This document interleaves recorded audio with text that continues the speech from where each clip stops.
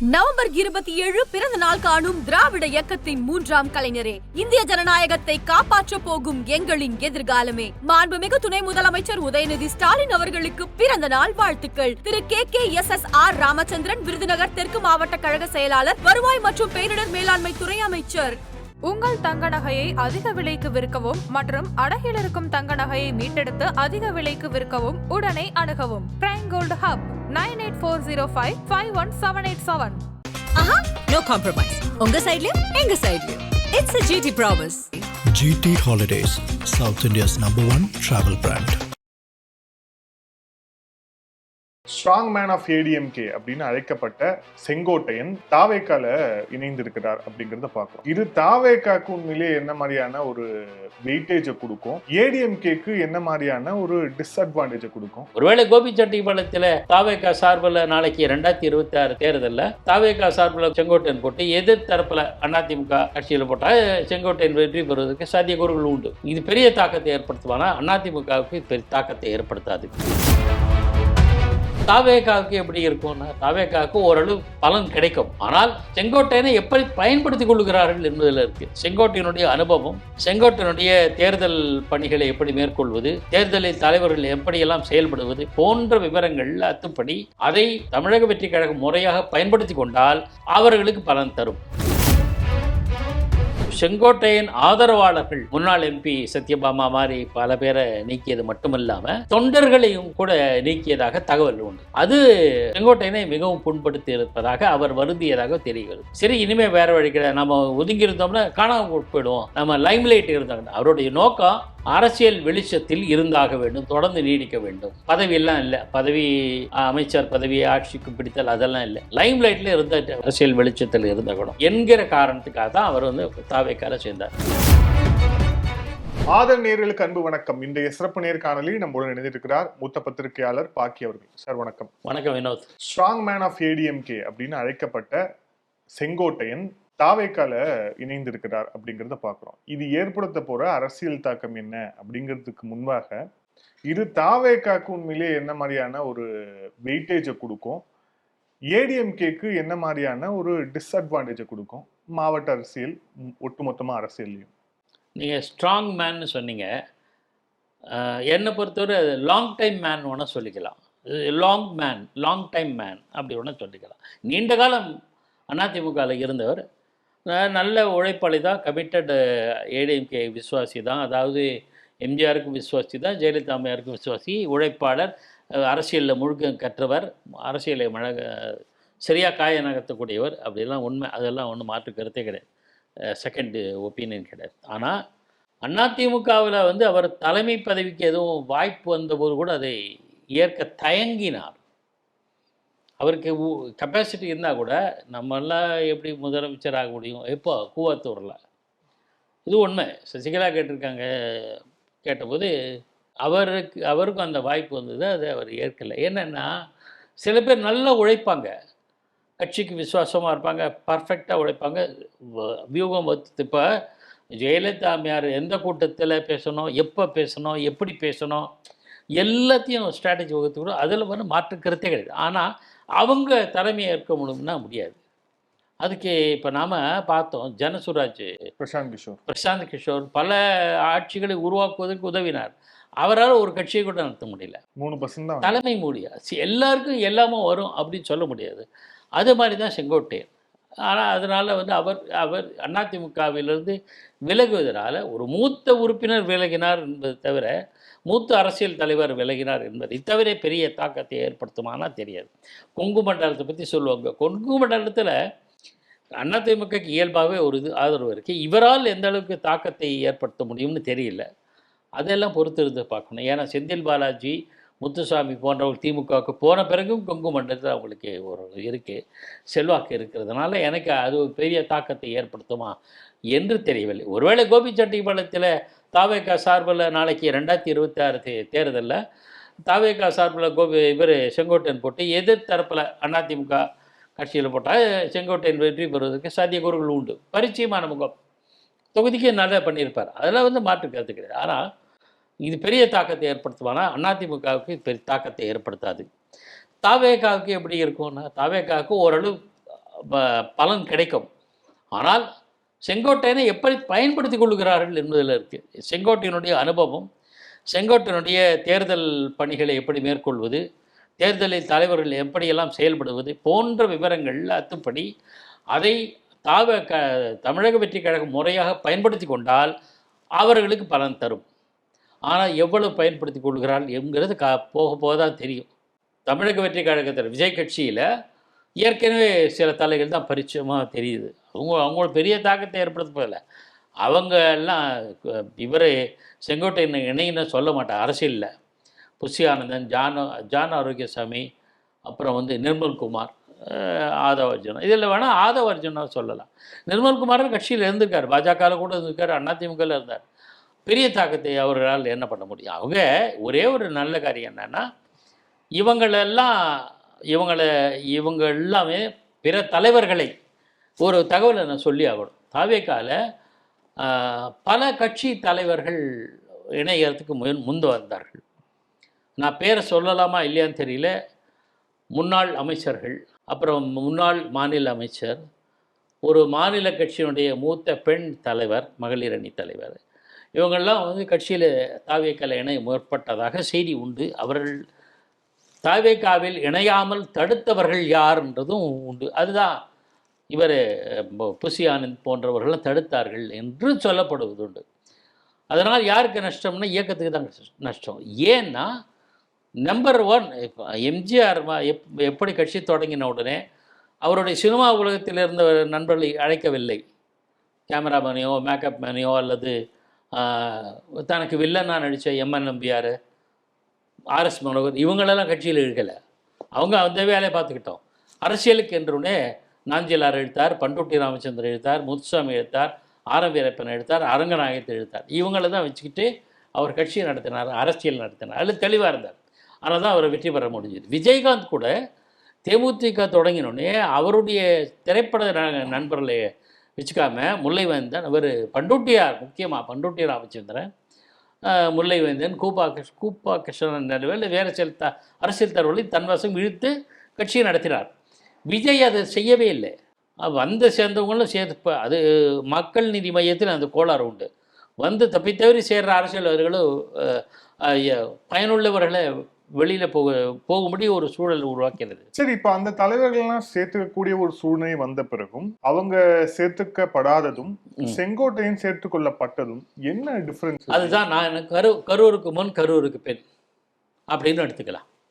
கரூருக்கு முன் விஜய் தான் மட்டும்தான் தன்னுடைய பாப்புலாரிட்டி உடனே செல்லுபடியாயிடும் நம்பினார். இல்லை, கரூர் அவனுக்கு உணர்த்தியது ஒன்று. இரண்டாவது, அப்போது எல்லாருமே, நானே பலமுறை சொல்லியிருக்கேன், நான் ஆரம்பத்திலேருந்தே சொல்லி வருகிறேன், அதாவது அரசியல் கட்சி தொடங்கும்போது அரசியல் தலைவர்களை பக்கத்தில் வச்சுக்கோங்க, ஜாலராக வச்சுக்கூடாது, துணிவாடிகளை வச்சுக்கூடாது, சுயமாக சிந்திக்கணும், அரசியல் தலைவர்களோட ஆலோசனை பெறணும், இதெல்லாம் மிக முக்கியம். சினிமாக்காரர்கள் ரசிகர்கள் கூட்டம் தொண்டர்களாக வர முடியாது, தொண்டர்கள்லாம் அரசியல் மயப்படுத்தணும், இதெல்லாம் விஷயத்தையும் நான் சொன்னேன். பல ஊடகங்கள் சொல்லியிருக்கேன், நண்பர்கள் பல பேர் சொல்லியிருக்காங்க. அப்போது இதெல்லாம் கரூருக்கு முன்னாடி கரூரில் அடிபட்டார், அரசியல் விளையாட்டில் அடி வாங்கினார். உண்மையாக அதுதான் உண்மையை சொல்லணும். அப்போ ஒரு விஷயத்தில் நினைவு கூற விரும்புகிறேன். அப்போது கரூர் சம்பவத்தின் போது அவருக்கு சரியான ஆலோசனையை அட்வைஸ் பண்ணது எடப்பாடி பழனிசாமி உங்களுக்கு நல்லா தெரியும். நான் ஏற்கனவே சொல்லியிருக்கேன். நீங்கள் அனுபவம் வாய்ந்த கட்சியை பாடம் கற்றுக்குங்கன்னு சொன்னார். க்ரௌட் மேனேஜ்மெண்ட் அதே விஷயத்தில் அது ஒரு பக்கம். ஸோ அதுக்கு பிறகு அரசியல்வாதிகள் தான் நமக்கு சரியாக வழிகாட்டுவார்கள் என்கிற எண்ணம் விஜய்க்கு தோன்றி இருக்கக்கூடும். அப்போது இவர் புஷி ஆனந்த் மூலமாக வந்தாரா, ஆரோக்கியசாமி வந்தாரா தெரியாது. அவர் செங்கோட்டையன் வருவதை புரிந்து கொண்டு செங்கோட்டையன் ஏற்றுக்கொண்டார், கட்சியில் இணைத்தார். அது மட்டும் இல்லை, உயர்ந்த பதவியில் தரப்படுவதா இப்போயே சில பொறுப்பு தந்திருக்காங்க. நல்ல உயர்ந்த பதவி தருவார், பொறுப்பு தருவார் என்று அறிகிறோம். சில விதிகளை மாற்றி அவரை அமைப்பு செயலராக போகிறாங்கலாம் பேச்சு.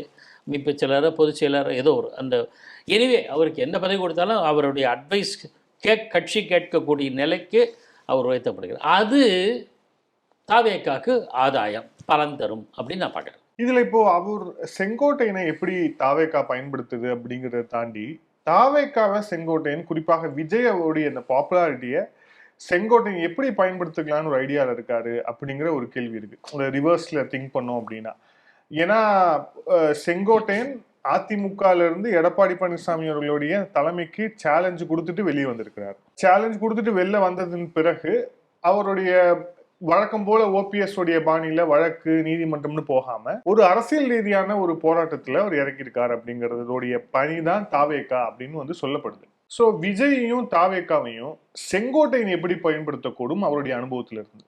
எந்த விதமான எதிர்பார்ப்பும் இருக்காது. அந்த மாதிரிலாம் பெரிய அளவுக்கு பயன்படுத்தி கொள்வார்னு தோணலை. நான் என்ன நினைக்கிறேன்னா, செங்கோட்டை வயசாயிடுச்சு 77. இனிமேல் அவர் வந்து கட்சி தொடங்கியோ இல்லை கட்சியில் இணைந்தோ பெரிய புரட்சியோ மகத்தான சாதனை புரிவதற்கான சான்சஸ் இல்லை, வாய்ப்பு இல்லை. 3 வருஷத்துல ஈஸி இல்லை. 3 வருஷத்துல ஆமாம் 80 போகுது. ஆனால் நான் என்ன நினைக்கிறேன், அவருக்கு லைம் லைட்டில் இருக்கணுன்ற ஆசை. ஏன் இதை நான் சொல்கிறேன்னா, அவருக்கு ஏற்கனவே முதலமைச்சராகும் வாய்ப்பு வந்தது, அதை ஏற்றுக்கொள்ளவில்லைன்னா அவருக்கு நமக்கு அதெல்லாம் கிடையாதுப்பா, நம்ம நம்பர் 2 இருக்கணும். வேணும்னா நாவலர் நெடுஞ்செழியன் மாதிரி, பேராசிரியர் அன்பழகன் மாதிரி, எப்படி திமுகவில் பேராசிரியர் அன்பழகன் இருந்தாரோ, எப்படி அதிமுகவில் நாவலர் நெடுஞ்செழியன் இருந்தாரோ, இன்னும் நாவலர் நெடுஞ்செழியன் அண்ணா காலத்திலேருந்தே நம்பர் 2 விரும்பினார். அவர் விரும்பினார், கம்ஃபர்டபுளாக இருந்தார். இல்ல, அப்போ நம்பர் 2 தான் இருக்க அவர் விரும்பினார். அப்படிங்கிற போது அவர் அதிமுகலயே இருந்திருக்கலாமே. எடப்பாடி பழனிசாமி அவர்களே வந்து சான்ஸ் இல்லை கொடுத்திருக்கலாம் இல்லையா? நம்பர் 2 தானே கேட்கறது. பன்னீர்செல்வம் கேட்டது நம்பர் 1, தினகரன் சசிகலா குரூப் கேட்கறது பொதுச் செயலாளர் பதவி நம்பர் 1. இவர் நம்பர் 2 தானே கேட்கிறாரு. ஸோ அகாமடேட் பண்ணிருக்கலாம்ல. இல்லை அவரோட பார்வை வேற. தொடர்ந்து வெற்றி பெற வாய்ப்பு முடியலை, கட்சியெல்லாம் ஒன்றாயிரணுமோ இணையணும்னு விரும்புகிறாரு. இதுக்கு பாஜக ஆலோசனை சொன்னது எப்படின்னா, பாஜக ஓபிஎஸ் சொல்லிச்சு தனி தர்ம யுத்தம் இருந்தார். பாஜக வந்து செங்கோட்டையன் சொல்லி எல்லாரையும் ஒன்றுடைக்க முயற்சி பண்ணார். அது எடப்பாடி பழனிசாமிக்கு அந்த கட்சி தலைமை கன்சாலிடேட் பண்ணி தன் வசம் வச்சுக்கிட்டார். இப்போது அதில் மாற்று கருத்து கிடையாது. எல்லா விதமான செயல்பாடுகள் மூலமாக எடப்பாடி பழனிசாமி கன்சாலிடேட் பண்ணி தன் பக்கம் வச்சுட்டார். அதுக்கு பிறகு இனிமேல் மற்றவங்களை சேர்க்கறதுக்கு தேவையில்லை என்ற மனநிலைக்கு வந்துட்டாங்க கட்சிக்காரர்கள். முன்னணி தலைவரும் சரி, அவர் கட்சி பொதுச் செயலாளரும் சரி. அந்த நிலையில் அவர் வந்து பெருசாக நம்பர் 2க்கு ஆசைப்படுறதுக்கு வாய்ப்பு கிடையாது. ஏன்னா அங்கே நிறைய பேர் இருக்காங்க.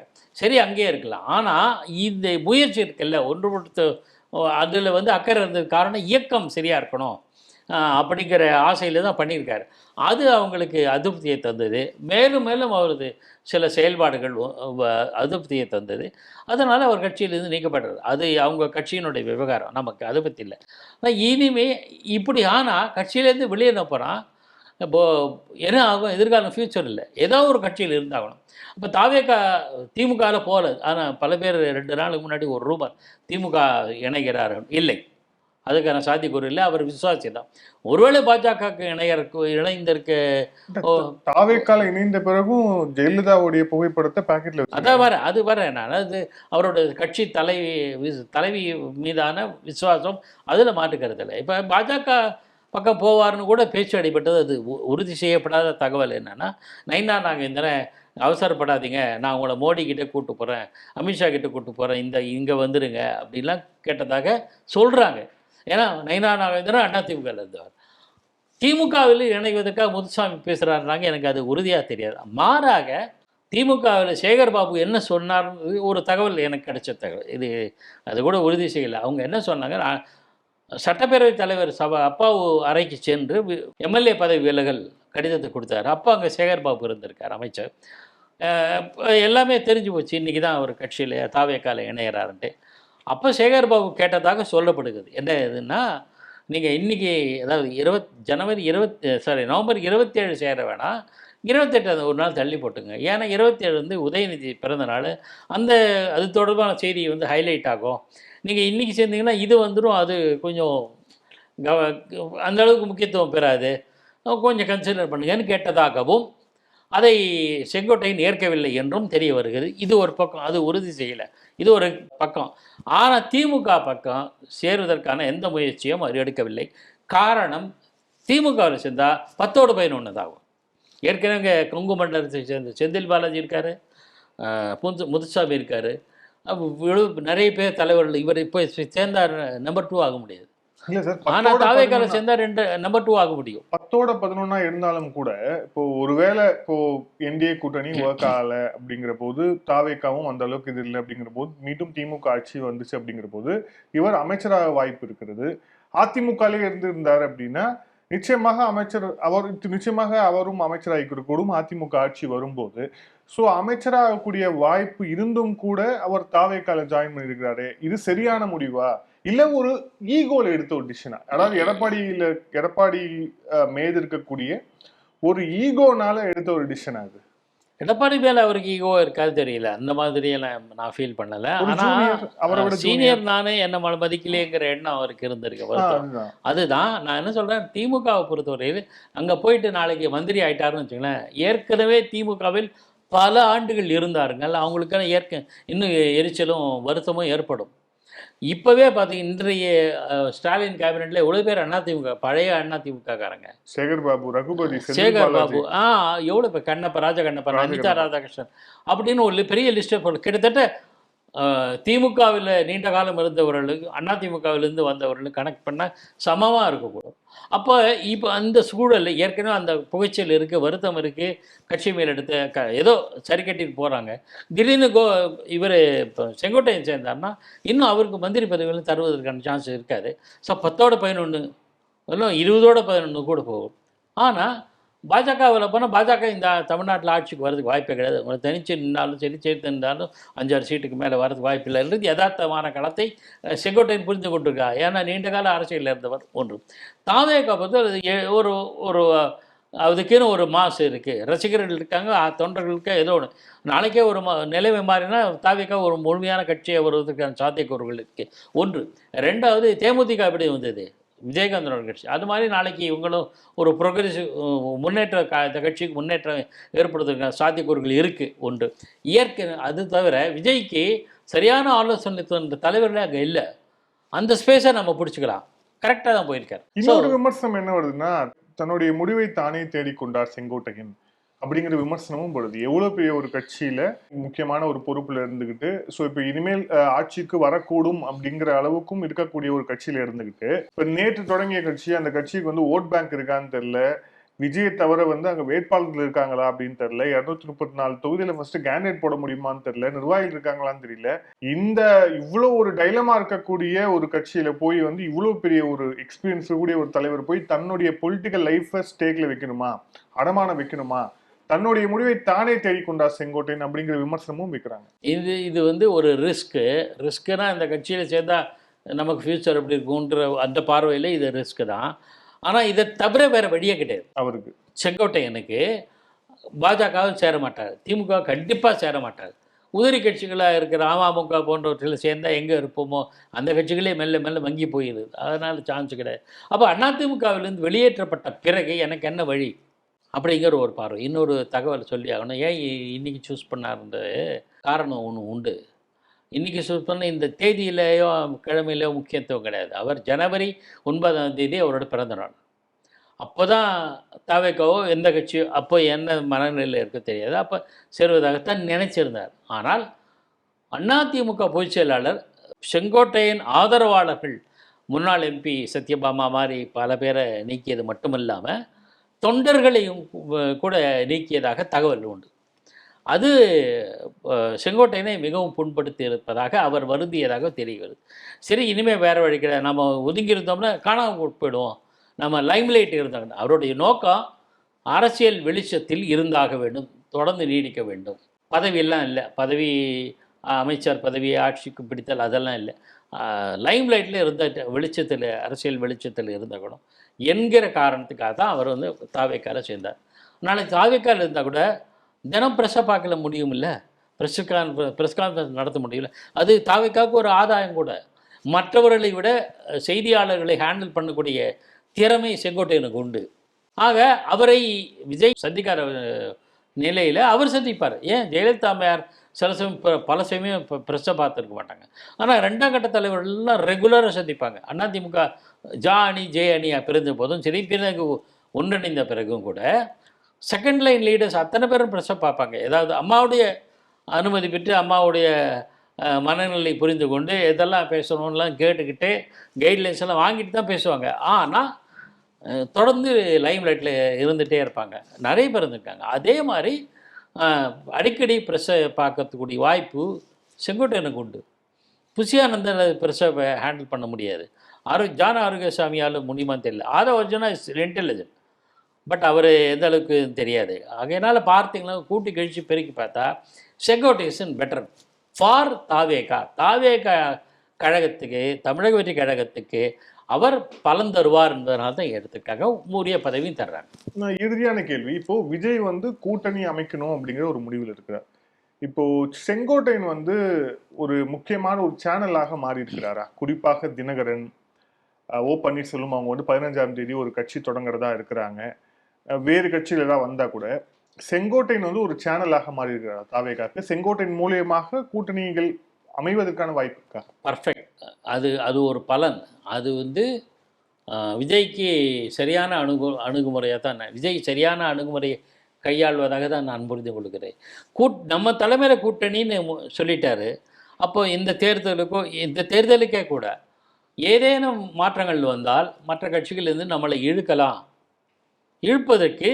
இழுத்து நம்ம அணிக்கு கொண்டு வரதுக்கு எப்படியெல்லாம் பேசணும், எவ்வளோ தொகுதி ஒதுக்கலாம், என்ன மாதிரி பண்ணலாம், எல்லா வியூகத்தை வகுப்பதற்கு சரியான ஆள் செங்கோட்டையன் அப்படின்னு நம்புறதுனால நிச்சயமாக சாத்தியக்கூறுகள் இருக்குது.